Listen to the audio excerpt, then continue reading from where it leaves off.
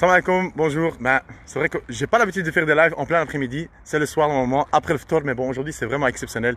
Je me suis baladé en faisant mon petit sport. Voilà, j'ai donc rencontré d'abord une demoiselle fantastique dont je filmerai pas. Mais par contre, j'ai rencontré un gars vraiment formidable que vous connaissez tous d'ailleurs. Et je vais tourner la caméra. C'est vraiment une grosse surprise. C'est Papa Jean-Marie. Comment ça va, Papa Jean-Marie? Salam alaikum. Walaikum salam wa rahmatullahi wa barakatuh, Hicham. Comment tu vas? Labès عليك, كل شيء مزيان. Alhamdulillah, et toi ça fait longtemps? Ça fait bzef, hein? بزاف اخويا بزاف et شويه ماشي بزاف. Et comment ça va Papa Jean-Marie? Parce que tout le monde se pose la question, qui est vraiment Papa Jean-Marie? Papa Jean-Marie, c'est avant tout un homme, un papa de trois petites filles, عندي ثلاثة بنات, un grand-père, un جدي depuis le mois de janvier, machallah. Machallah. Une petite fille. Ouais. Et policier de surpoids. Et ça fait combien d'années? 38 ans et demi. Waouh, Je suis rentré à l'âge de 18 ans et je vais en avoir, Inch'Allah, en octobre 58. 58, Masha'Allah. Et franchement, je voulais te dire félicitations pour ce que tu fais, parce que franchement, tu es proche du peuple. Et puis, à côté de ça, il faut dire aussi que tu sais parler aux jeunes, tu sais parler à la population. Ce qui n'est pas toujours le cas, mais bon, alhamdoulilah, on a des personnes comme toi, on est content d'avoir des personnes comme toi qui est là, qui sourit tout le temps. C'est vrai que, bon, ton boulot, tu dois le faire, c'est clair, mais je veux dire, tu as toujours le sourire à côté, tu n'es pas là pour t'aider sur les gens, etc., etc. Donc, je voulais vraiment dire aujourd'hui félicitations parce que j'étais en face de moi, et puis aussi te dire que tu es une personne que j'admire énormément, et te dire aussi que tu es quelqu'un de très courageux. Et je voulais savoir d'où vient ce courage, et justement ce côté humain, et ce côté aussi, enfin, on va dire social, parce que c'est aussi un peu du social. Ouais, si tu es dans la police, si tu fais un peu de social, ça veut dire que déjà tu as le contact facile, ce qui n'est pas donné à tout le monde. Ouais. D'où ça vient? Ben écoute, Hicham, c'est vrai que comme on dit chez nous, Ana Shaibi, donc je suis fort près du peuple, des gens, une scène, et je crois que c'est en moi. J'ai déjà grandi avec ma maman, elle Walida Dialli, Mskina, qu'elle repose en paix. Amin. J'ai grandi avec elle seule à Saint-Gilles, et là j'ai effectivement déjà été, j'ai été directement en contact de cette mixité qui est un formidable enrichissement, surtout à Saint-Gilles, c'était beaucoup des Espagnols, et puis les Treri, et les Portugais, les Grecs, et alors il y a aussi cet intérêt que j'ai, c'est en moi, c'est inné, de m'intéresser à l'autre, d'aller vers l'autre, parce que la plus grande frustration vient surtout de l'ignorance.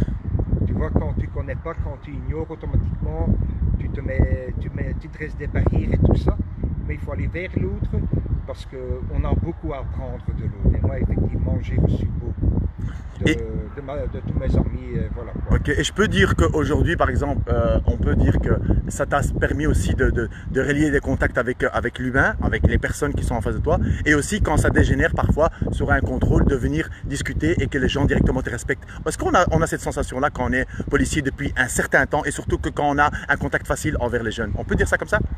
Oui, tu peux dire ça comme ça, effectivement, Hicham, parce que moi je pars du principe que le respect appelle le respect. Et toi, en tant que professionnel du métier, tu dois toi d'abord montrer l'exemple, tu dois être respectueux face à tous les citoyens, les touristes, que ce soit un SDF, tout le monde, il faut le respect. Et le respect appelle le respect. Tu vois, donc moi c'est vrai qu'après cette vidéo où on m'a connu, bon, parce que finalement je suis pas à la base de cette vidéo, c'est El Mektoub, et c'est vrai qu'après j'ai eu beaucoup de retours positifs. Dans les quartiers, tout ça, on m'a reconnu directement. Moi j'ai eu plein de jeunes qui venaient me serrer la main, qui me vous voyez, ceux qui étaient en vélo, ils enlevaient leurs gants. Donc le respect appelle le respect, et surtout nous dans notre profession, ça doit venir avant tout de nous. Exactement. Parce que voilà, on a été à l'école, à l'académie de police et tout, on a une formation, la déontologie et tout, et il faut un peu des fois se mettre aussi à la place des jeunes qui grandissent dans des quartiers un peu défavorisés. On ne connaît pas vraiment leur vécu, mais il faut savoir quand même être respectueux et avoir aussi de la compassion et être à l'écoute. Et ça, c'est une de mes grandes qualités, en toute humilité, c'est que je suis à l'écoute. Je suis toujours disponible pour les jeunes, parce que c'est important pour moi, parce que chaque fois que j'ai l'occasion de discuter avec des jeunes, de n'importe où, que ce soit en Amérique latine, tout ça, c'est très important, parce que pour moi c'est un échange et c'est une communion. Et pour moi, vraiment, ça me fait à moi le premier plaisir. Et à ces jeunes aussi, je vois ça. Ok. Parce que ces jeunes sont les enfants du pays, ce sont nos enfants, c'est la troisième génération, et ce seront les adultes de demain.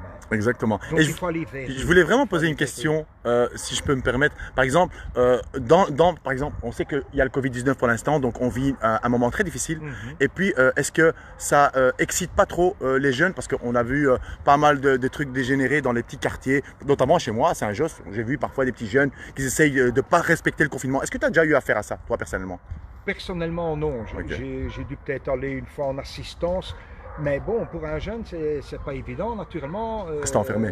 Voilà, de rester comme ça enfermé. Mais les recommandations concernant le Covid-19 sont très très importantes. On ne peut pas sous-estimer ça. Et souvent, pour tout le monde, le respect de la vie, tu vois, c'est quelque chose de sacré. Par exemple, dans l'islam, certainement. Et s'il y a des choses qu'on doit adapter, par exemple, pendant cette période sacrée du Ramadan, les mosquées sont fermées.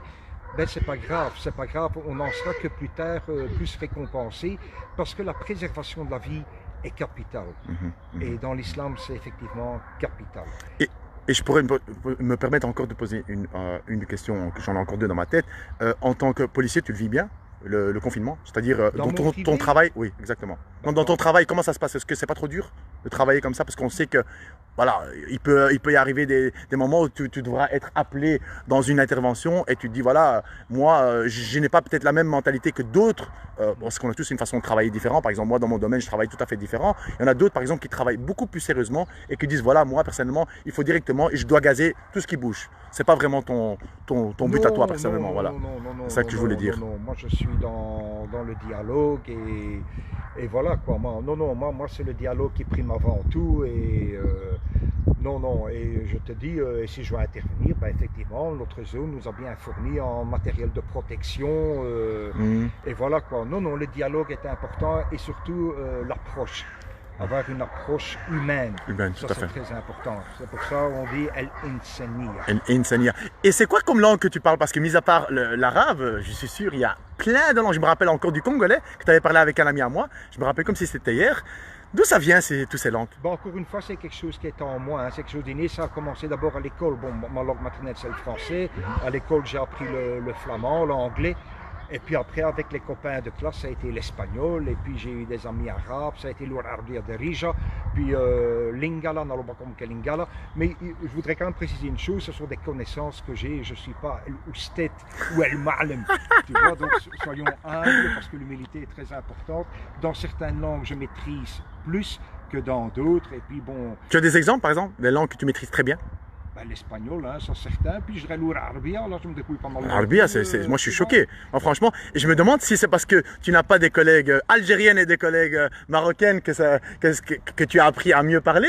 Mais en tout cas, c'est choquant comment tu parles l'arabe. On dirait quelqu'un qui est marié avec une marocaine depuis 20 ans, par exemple, tu vois. Ouais, la mère de mes enfants, son papa est marocain et sa maman est belge, mais malheureusement, c'est pas avec elle que j'ai appris. J'ai appris ça vraiment sur le tas, toutes ces langues. Dans la rue, comme ça? Dans la rue, sur le tas, avec les dreri, Lingala avec les masta et voilà quoi, les chiptars avec aussi. Oui, j'ai cru entendre que tu parles aussi quelques mots en albanais aussi. Oui. Chabon, Naimir. Mir, Falminder Bats. Falship, hein? Falship, hein? Ah non, franchement, papa Jean-Marie, néerlandais, tu parles aussi? Oui, ça à l'école. Hein, Oké, dus Nederlands heb je geen probleem om te spreken ook? Nee, geen enkele probleem om Nederlands te spreken ook niet. En hij wil to speak English too, you know.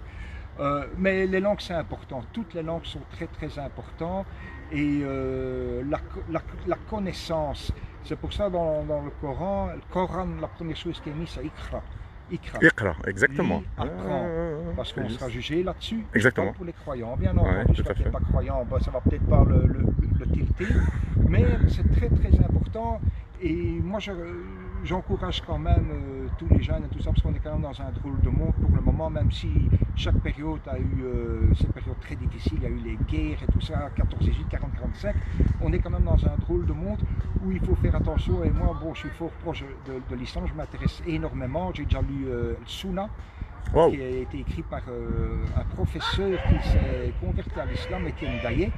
Et Al-Sunna, naturellement, c'est la vie du prophète Mohammed sallallahu alayhi, ce qui veut dire paix et bénédiction sur lui et sur tous les prophètes comme Aïssa. Exactement. Aïssa que je considère aussi comme un prophète, bien entendu. Tout à C'est fait, pour ça que tout à fait, quand c'est un on a prophète. Shahada,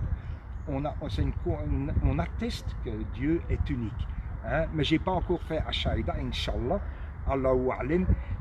Et voilà, mais c'est très très important, c'est très important de s'intéresser à tout parce que l'ignorance, ça dresse des murs incroyables et voilà, c'est ça que je voulais dire, j'encourage quand même à tous les jeunes de consacrer quand même une heure par jour, tu vois, une heure par jour au lieu d'être toujours sur ces jeux violents, les PlayStation et tout ça, et ces trucs à la con, là qu'on voit les séries, là, télé-réalité et tout, d'une heure par jour, un peu essayer de retrouver les valeurs essentielles, la base de la religion, que ce soit l'islam ou quoi, parce que c'est aussi un mode de vie, c'est un code, et voilà quoi, parce qu'il ne faut pas avoir de regrets plus tard non plus. Exactement. Chacun doit trouver son chemin, Inch'Allah.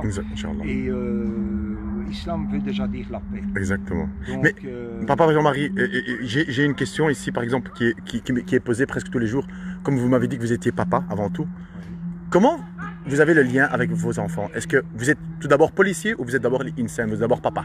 Je suis un papa, hein, Ok. bien sûr, ça. Oui. D'abord le papa et uniquement le papa. Hein. Oui. Bien sûr, ça. Mais tâchons d'être le plus possible humains. Donnons le meilleur de nous-mêmes, de ce qu'on a, même s'il y a un shaitan iblis qui s'est juré lorsqu'il a été chassé, qui s'est juré de nous tourmenter jusqu'à la fin du temps. Je connais bien l'histoire, hein, ça me choque. Hein. Il faut vraiment être attentif parce qu'il est rusé. Il est rusé et pour moi le plus grand djihad et le plus important c'est le djihad nafsi. Que ce soit pour tout le monde, hein, parce qu'on a toujours le choix entre le bien et le mal. Tout simplement. Mais nous ne sommes pas là pour juger. Exactement. Nous ne sommes pas là pour juger. Et le deuxième plus grand djihad, c'est celui de la famille. Exactement. Al-Uswa, l'Aïla, les enfants. Tout ça, c'est déjà des combats excessivement laborieux à mener à bien avec la patience sabr. Sabr. Et comme on dit, Allah ma'a sabrin da sabar. Amin. Et est-ce que c'est quoi qui t'a attiré vers cette religion que tu trouves intéressante, l'islam? Ben, qui c'est peut-être Allah, tout simplement. C'est peut-être le Mektoub, ou pas le Mektoub, j'en sais rien du tout. Mais, oui. Je veux aussi te dire, Hicham, tu sais, Allah a dit il faut respecter les 3 livres. Pourquoi? Parce que les 3 livres viennent de lui. Tout à fait. Et l'Ancien Testament et le Nouveau Testament, par ma naissance en tant que chrétien, je le connais. J'ai été à l'église et tout ça, je connais tout ça, tu vois, les disciples d'Emmaüs et tout ça. Mais n'oublions pas, pour toi qui es croyant, et moi, ça ne me pose aucun problème, que du contraire, il faut accepter le Coran, parce que c'est le dernier livre qui a été transmis à l'humain via le prophète Mohammed sallallahu alayhi wa sallam. Donc je ne vais pas passer mon temps à m'attarder sur les autres livres. Je préfère aller directement sur les dernières recommandations qui ont été transmises à l'humain par Dieu, Allah, c'est la même chose. Et voilà quoi, donc pour moi ça n'a pas de sens pour moi de m'attarder aux autres, quoi qu'il faut respecter les 3 livres, mais dans le Coran ce sont les dernières, comment est-ce qu'on pourrait dire ça, qui ont été transmis à l'être humain. Et qu'est-ce que tu pourrais donner comme message aux jeunes, aux musulmans qui te regardent, aux non-musulmans, un message de paix par exemple? Ce que je pourrais dire, c'est soyez vous-même. Soyez vous-même, soyez profondément bon, généreux, ayez la compassion, soignez pour votre voisin, pour vos parents, surtout pour le voisin. C'est aussi dans l'islam, jusqu'au 7e voisin, tu dois te soucier, que ce soit à droite, à gauche, devant ou derrière. J'ai aussi appris le chiffre 7 parce que dans l'islam, il y a beaucoup, tout est finalement aussi arithmétique.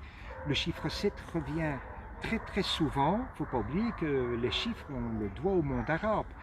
Le chiffre 7 est très très important quand on fait le pèlerinage et qu'on tourne autour de la Kaaba. C'est 7 fois et on jette 7 pierres. Le chiffre 7, un chiffre impair qui est aussi très répandu, le chiffre impair était, le prophète Mohammed sallallahu alayhi wa sallam adorait les chiffres impairs. Le chiffre 19, très très important aussi, parce qu'il y a déjà le 1 et le 9, puisque le 0 n'existe pas. Et dans le 19, ben, il y a des sourates où il y a les versets où il y a par exemple 19 et voilà, j'ai un petit peu... Mais tout ça, si tu ne t'intéresses pas, si tu ne vas pas à l'information, tu ne sais pas, tu sais ça de ton pouce. Donc voilà quoi. C'est comme je sais que la première personne qui s'est convertie à l'islam, c'est la première femme du prophète Mohammed sallallahu alayhi wa sallam, Khadija, ça a été la première personne. La première personne qui a été un martyr de l'islam, c'était aussi une femme. La première victoire, c'est la bataille de Badr. Moi je suis choqué, hein. Moi je suis choqué parce que moi-même, je vous assure, papa Jean-Marie, je ne suis pas au courant de tout ça. Or, je dois vraiment m'en vouloir parce que j'ai en face de moi une personne, subhanallah ta'ala, et il est incroyable, il dit des choses qui me touchent énormément et en plus qui doit me remettre en question parce que franchement, je ne suis même pas au courant de tout ça. Je sais que je suis musulman, je sais que je dois donc faire mes 5 prières par jour, je sais que je dois faire la zakat, etc. Mais je ne sais pas vraiment la moitié de tout ce que tu as dit, je ne suis même pas au courant et je ne suis même pas capable de dire la même chose de ce que tu dis toi aujourd'hui. C'est pas grave, Hicham. Personne n'est là pour juger et il n'est jamais trop tard. Et puis vous êtes né musulman, donc c'est plus difficile pour vous. Tandis que quelqu'un qui fait, vous êtes né, comme moi je suis né chrétien, mais cela qui fait, je peux même pas dire l'effort, qui va vers l'islam, ben, il y aura cette motivation en lui parce qu'il la découvre. Donc tu vois, ce n'est pas un souci, Hicham, il n'est jamais trop tard pour personne d'aller vers Allah et de s'intéresser, il n'y a pas de souci. Là je veux juste te dire qu'il y a plein, il y a vraiment une pluie de cœur qui s'abat là, je ne sais pas, c'est choquant. Ah non, mais je peux te garantir. Moi je suis dans l'ancienne école, regarde ça c'est mon GSM. Ouais. Ah ben, en fait moi j'ai voulu faire un live avec toi et je me suis dit il faut absolument que peut-être que je fasse mon jogging donc à l'Atonium pour espérer de te voir et voilà, je pense que Mektoub le jour de la prière. en plus, c'est clair. Et je me suis dit, c'est pour moi un honneur de t'avoir, même si on s'est déjà rencontrés auparavant déjà. Alhamdulillah. Je suis un humain comme tout le monde et je te dis, je ne suis pas parfait non plus. J'ai aussi mes défauts et j'ai aussi péché. Et c'est pour ça qu'il faut essayer d'aller au fur et à mesure qu'on vieillit, aller vers cette paix intérieure et cette paix collective pour pouvoir, quand le moment sera venu, quitter cette terre en laissant un bon souvenir et déjà ses enfants et tout ça. Oui. Et tu sais, ce que j'ai aussi appris dernièrement, c'est que tu as dit al-zakat. J'ai appris ça. Sadaqa, c'est très important. Sadaqa, voilà, sadaqa. J'ai appris que smahli, la main gauche ne peut pas savoir ce que la main droite a donné. Tu vois, c'est fantastique. Et par exemple, j'ai aussi appris dernièrement, ça c'est via mon ami Mohamed, il m'a aussi appris que, par exemple, pour savoir quand on doit arrêter de manger, avant, dans le Coran, c'est écrit que lorsque tu vas dehors, à partir du moment où tu sauras faire la distinction entre un fil noir et un fil blanc, tu sauras distinguer les deux, là c'est que c'est le lever du soleil. Subhanallah. Tu vois? Subhanallah. Mais ouais, vraiment, j'ai beaucoup de respect, beaucoup d'amour aussi.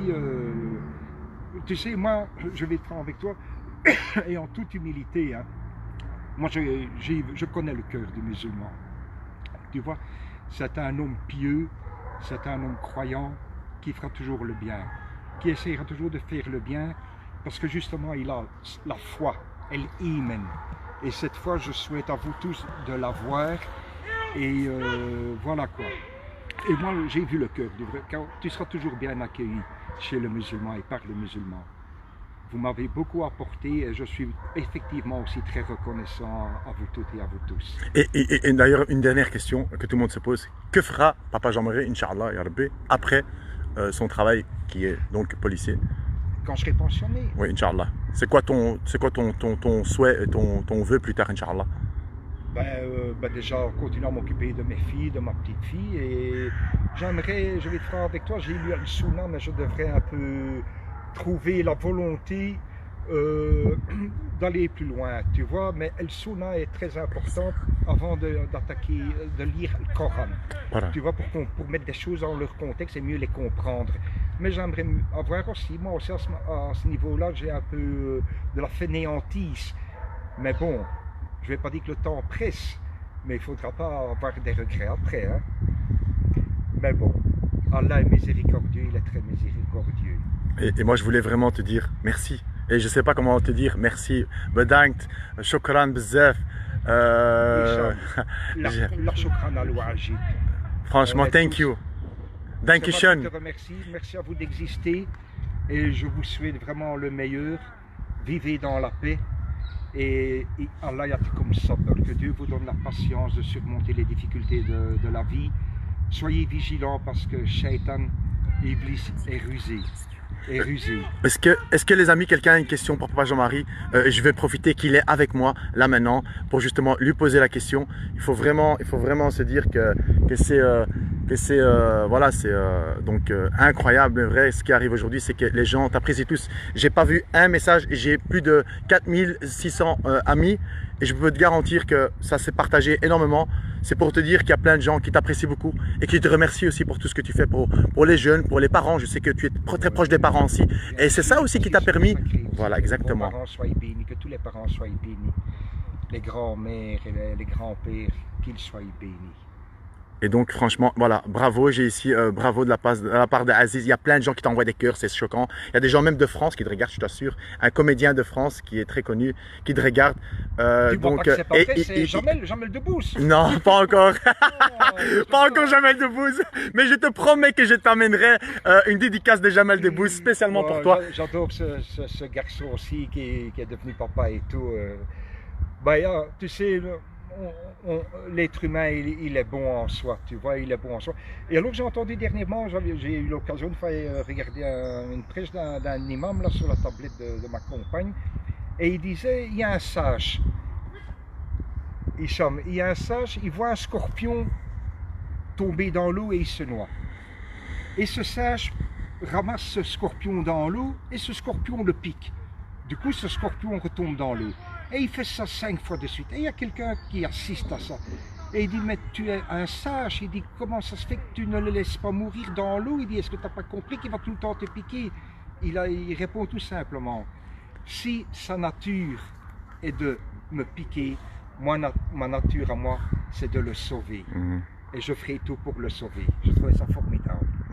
Papa Jean-Marie, franchement, j'insiste vraiment à dire, parce que c'est important que je passe le message des personnes qui sont là. Ils t'envoient plein de cœurs, plein de pouces. Aussi, ils te disent, on t'apprécie beaucoup depuis longtemps, ta gentillesse, ton savoir-faire, ton grand cœur. Ton grand cœur, je ne sais pas d'où il vient, mais en tout cas, il est énorme. Il est énorme. Et je voulais vraiment remercier tous mes amis ici, Facebook, d'avoir partagé un maximum. Je vois que ça a été partagé vraiment énormément. C'est une première pour moi. Donc, c'est vraiment le plaisir pour moi que j'ai aujourd'hui de te mettre en avant parce que tu es quelqu'un que j'apprécie énormément. Je l'ai dit à ta collègue, je l'ai dit à pas mal de personnes aussi, c'est que ton côté humain m'affecte beaucoup et je me dis qu'aujourd'hui, si tout le monde pourrait te ressembler dans le monde des forces de l'ordre, etc., on aura tout à fait une autre police et c'est vraiment quelque chose que je dis de fond du cœur car aujourd'hui, le message doit passer et j'ai dit aujourd'hui, Papa Jean-Marie, shukran bzaf, merci beaucoup pour ton message, pour ton témoignage, merci pour tout ce que tu fais pour les jeunes, merci pour ton côté humain, ton côté aussi social aussi et ton côté aussi grand cœur parce qu'il faut dire ce qu'il y a, tu respectes énormément notre religion, tu respectes énormément les autres personnes comme tu as dit, que ce soit chrétien, que ce soit juif, que ce soit orthodoxe, que ce soit musulman, on doit vraiment respecter les musulmans et surtout pas les mettre directement en première ligne, genre dire c'est leur faute, c'est eux qui savent pas gérer, etc. etc. Je pense que tu es bien placé pour le savoir parce que tu as pas mal de parents que tu connais. Oui, et tu sais, c'est qu'un humain comme un délit, qu'il soit de n'importe quelle confession, c'est un humain qui a commis un délit, point. Et voilà, et notre devoir à nous, c'est éventuellement de l'appréhender si on sait, et de l'emmener devant la justice, mais sans avoir d'autres préjugés, et ça n'a rien à voir, avec Dieu. Dieu n'a rien à voir avec ça. Ok, en tout cas, je ne sais pas quoi dire, hein, parce que les gens, le meilleur policier du monde ici, on écrit, je t'assure, le meilleur ML, que ce soit des femmes et des hommes, je t'assure, il y a un témoin, voilà, je pense qu'il n'y a pas un truc négatif, c'est un truc de malade, j'ai jamais vu ça de toute ma vie. Mais même s'il y a un truc négatif, c'est pas... Non mais c'est pas ça, Papa Jean-Marie, je voulais dire par là que c'est la première fois de toute ma vie, depuis que j'ai fait des lives, et j'en fais depuis pas mal de temps, c'est la première fois que je vois autant de monde, regardez, c'est la première fois que je vois autant de monde apprécier, il n'y a pas une critique. Et ça, franchement, pourtant, j'ai des jeunes, j'ai des moins jeunes, j'ai des parents, j'ai des politiques, j'ai des personnes associatives, j'ai de tout. Et je peux te garantir, c'est vraiment exceptionnel aujourd'hui. Hicham, c'est peut-être un début, hein, naturellement, mais je ne sais pas si tu as fait attention à ma position. Je suis par exemple très particulièrement soucieux. Quand je vais me tenir comme ça, ma main droite va toujours au-dessus. Parce que c'est important, tu vois. Si je dois dire bonjour, par exemple, à des amis, si je dois dire bonjour à des amis musulmans, s'ils sont en groupe, je vais toujours commencer de la droite vers la gauche. Tu vois, bien souvent quand je me lève ou que je fais une action, je dis toujours Bismillah. Parce que c'est important pour moi, même si je n'ai pas encore fait un shahada, c'est très important pour moi de dire souvent Bismillah ou l'Alhamdulillah. Est-ce qu'on pourrait dire un jour peut-être, Inch'Allah, que tu deviendras peut-être des nôtres, qui sait, peut-être? Bien sûr, oui, certainement. Tout être humain doit chercher son chemin et chercher sa vérité. Voilà. En tout cas, merci pour ton témoignage. Un dernier message peut-être? En tous les cas, mes chers amis, je vous souhaite, pour les musulmans, je vous souhaite encore un bon mois de Ramadan. Je vous souhaite le meilleur.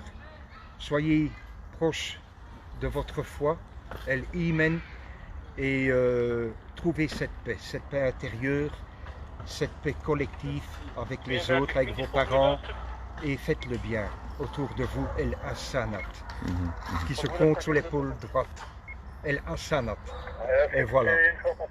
Ok, papa Jean-Marie, merci beaucoup.